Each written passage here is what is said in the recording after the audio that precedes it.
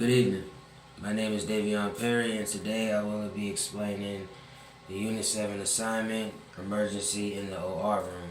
And the case that I have chose to use today is cardiac arrest.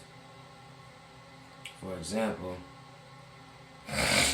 in this type of scenario, we're explaining what exactly during a specific procedure this could happen. For example, the procedure, this could be a medium to high risk elective procedure such as a cardiac surgery like coronary artery, bypass graft, CABG, or a non-cardiac surgery in a patient with a comorbidities, for instance, a spinal fusion due to the associated risk and potential for crucial events. And that right there is just me explaining the procedures that could be taking place during something like this happening, just as an example. For the anesthesia, the common choice, it would be just the general anesthesia. The regular is the common choice for procedures like that. For any type of cardiac procedures, really, it's just the regular type of anesthesia that most surgeons use during a surgery or a procedure or anything like that for this particular type of thing. And the position of the patient that the patient would be in, the specific position depends on the procedure that's being done. For a spinal fusion, for example, a person would be facing a specific way, mainly on their stomach, so that their spine can be visible during the procedure. And that's just for that. But just for that in particular, it would be the prone position, such as you would be laying on your back and your spine would be exposed. Your spine would be exposed either or. You would be laying on your back, and most parts of not the entire back, but most parts of your back would be exposed, as in what is being worked on, such as during the procedure or anything like that, during just that in particular. And the point in the procedure, the cardiac arrest occurs midway through the procedure after the introduction and during the maintenance phase of anesthesia, meaning that the patient had a heart attack right when we had just finished putting the anesthesia together. This is just using me as an example. We had just finished putting the anesthesia together, and we also, after we already introduced what was going on and how it would be explained, but not me in particular, the surgeon and the nurses explained what would be happening and what would happen after the surgery and during, and what to worry about and what not to worry about and what to think about. Case in point, just in case, after all of that is when the patient went into cardiac arrest in this case scenario. So my patient would be around a middle-aged or older patient, let's say like 62 years old.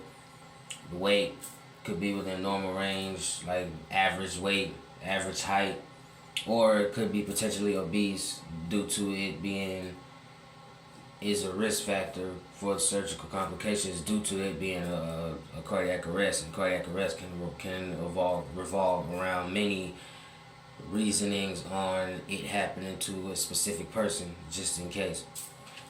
And prior medical history, the patient might have pre-existing conditions like hypertension, coronary artery disease, or other comorbidities like hypertrophic cardiomyopathy, HCM, which might have been undiagnosed. These pre-existing conditions and high ASA physical states, IV or V in this case, increases the risk of interproactive cardiac arrest. And this is just basically me explaining the history that my patient might have, such as obesities or anything that we haven't noted, such as the surgeon or the nurses haven't found during other procedures or during other checkups to keep an eye on that most people probably didn't notice until it was too late, such as the procedure that's about to happen, and then the patient had, cardiac arrest during the procedure. Okay, so the surgical technologist's role during this, in this emergency, the surgical technologist scrub tech plays a vital role in supporting the surgical team while maintaining the sterile field. To break it down, they would protect the sterile field.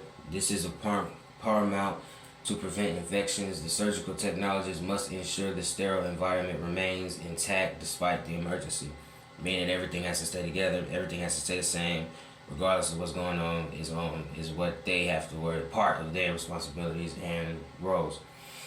They maintain antiseptic technique, active monitoring for and preventing any breaches in aseptic technique is crucial, meaning that the techniques we've learned to keep people clean and keep things safe and keep people safe and keep items clean, that we've learned to clean and stuff of that nature, and making sure people are wearing their proper PPE and not trying to be cool, as most people would say, as older people would say. But that would also be part of their roles and responsibilities. Team coordination and communication. The surgical technologist assists the surgical team by being a resource for instruments and supplies and contributing to effective communication during the crisis. Meaning they work together. They work as one to keep everybody in check, to keep everybody together. Nobody panics and falls out of line and be like, "Oh my God, what's going on? What's going on? What do we do? What do we do?" No, if they would do their part and make sure everybody is calm, collected, and that there is a game plan that is about to happen after the procedure or during the procedure, or what needs to be done so that this doesn't continue happening, or that it can be fixed relatively fast. Equipment readiness. Ensure emergency equipment like defibrillators, suctions, devices, and emergency medications are readily available in working order, meaning that all the equipment is ready for the procedure that's about to happen.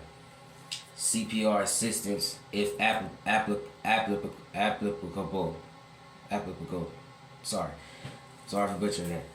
The surgical technologist may assist with CPR, potentially including chest compressions under the directions of the surgeon or anesthesiologist, meaning that they also have the room to do CPR if needed. Instrument supply management.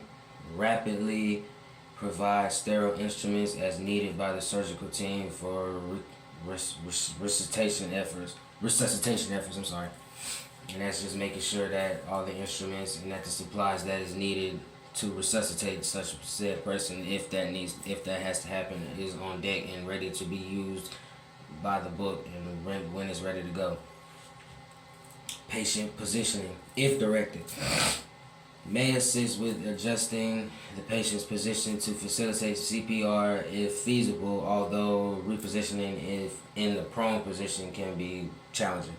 Meaning that sometimes during a certain procedure, or say case in point, a cardiac arrest happens, you would have to position the patient a different way, and the prone position is already a little difficult positioning the patient in already, especially being that the patient is under, and being under is like carrying dead weight, in a sense.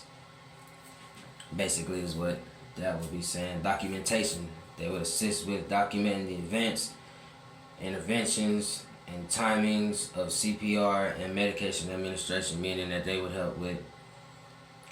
document everything that needs to be documented, such as write down everything that needs to be written down, such as what happened, what time, when it happened, how and why it happened, just in case it needs to be done, so everybody and everything is done accordingly. Emotional support.